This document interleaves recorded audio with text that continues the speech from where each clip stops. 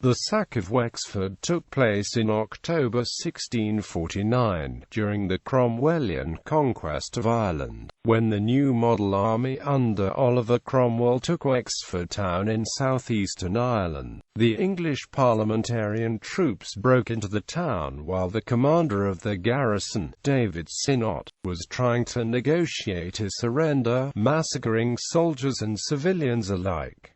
Much of the town was burned and its harbour was destroyed. Along with the Siege of Drogheda, the Sack of Wexford is still remembered in Ireland as an infamous atrocity. Background: Wexford was held by Irish Catholic forces throughout the Irish Confederate Wars. In the Irish Rebellion of 1641, over 1,500 local men mustered in the town for the rebels. In 1642, Lord Mountgarrett, the local commander of the Confederate Catholic regime, ordered Protestants to leave Wexford. About 80 English Protestant refugees drowned when the boat evacuating them from Wexford sank. Wexford was also the base for a fleet of Confederate privateers, who raided English parliamentary shipping and contributed 10% of the plunder to the Confederate government based in Kilkenny. By 1649, there were over 40 such vessels operating from the town, many of them originating in Dunkirk,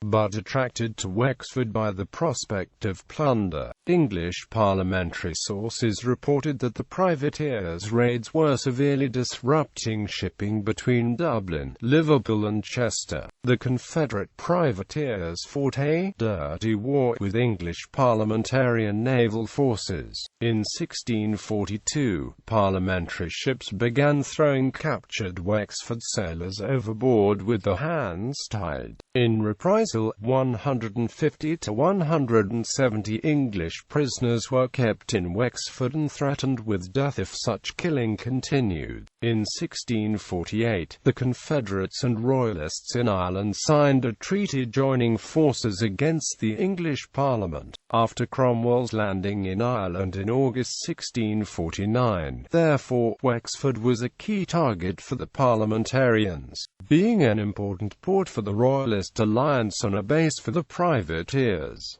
Siege and sacking of Wexford. Cromwell arrived at Wexford on the 2nd of October 1649 with about 6,000 men, 8 heavy siege guns and 2 mortars. On the 6th of October, Cromwell concentrated his force on the heights overlooking the southern end of the town. The town's garrison initially consisted of 1,500 Confederate soldiers under David Sinnot. However, the morale of the town was low, perhaps as a result of hearing about the fall of Drogheda on the 11th of September, and many of the civilians in Wexford wanted to surrender. Sinnot, however, appears to have strung out surrender negotiations with Cromwell and was steadily reinforced, bringing his garrison strength up to 4,800 men by the 11th of October. In addition, the main Royalist Confederate force under James Butler, 1st Duke of Ormond, was close by at New Ross.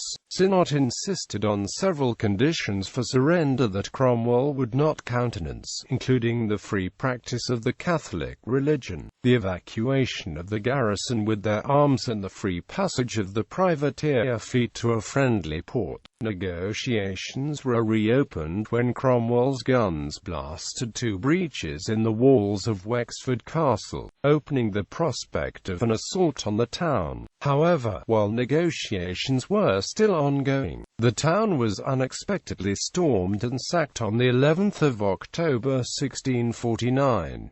The circumstances are confused and contentious. It does not appear that Cromwell ordered an assault on the town, much less its sacking. Cromwell's final letter to Sinnot on the 11th of October 1649 read as follows. It unequivocally expresses willingness to give terms. Sir, I have had the patience to peruse your propositions, to which I might have returned an answer with some disdain. But to be short, I shall give the soldiers and non-commissioned officers quarter for life and leave to go to the several habitations.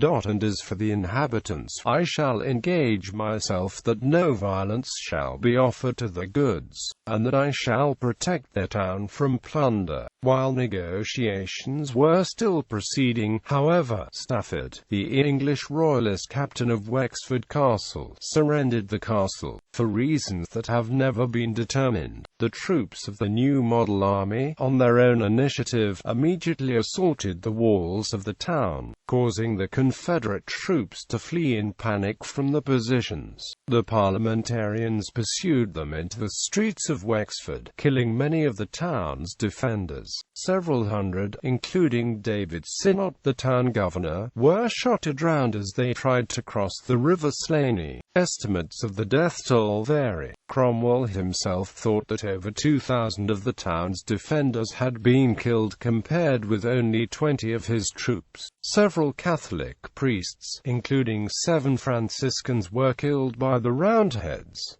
Much of the town, including its harbour, was burned and looted. As many as 1,500 civilians were also killed in the sacking. This figure is difficult to corroborate, but most historians accept that many civilians were killed in the chaos surrounding the fall of Wexford. The destruction of Wexford was so severe that it could not be used either as a port or as winter quarters for the parliamentarian forces. One parliamentarian source therefore described the sack as incommodious to ourselves. Cromwell reported that the remaining civilians had run off, and asked for soldiers to be sent from England to repopulate the town and reopen its port. Debate in relation to Wexford. As with his Siege of Drogheda, the contention that Cromwell massacred civilians is disputed. Cromwell did not mention civilian casualties in his report on the siege. However, a request for compensation from the town of Wexford to the restored monarchy in the 1660s stated that 1,500 townspeople lost their lives in the sack. James Scott Wheeler, author of Cromwell in Ireland, judges that, unquestionably, hundreds of non-combatants were killed by the rampaging soldiers. Even Tom Riley, author of Cromwell, An Honourable Enemy, concedes there are many more references to the deaths of women and children at Wexford than at Drogheda, and this fact is difficult to ignore. Riley's main defence of Oliver Cromwell at Wexford is that the sack of the town was not his intention, and that he bears no responsibility for it. While Cromwell did not order the assault on the town, he made no attempt to stop it or to punish the perpetrators. Indeed, he justified the conduct of his troops, saying of Wexford that they were made with the blood to answer for the cruelties they had exercised upon diverse poor Protestants. This referred to the treatment of Protestants in the town after 1641 and to the activities of the privateers.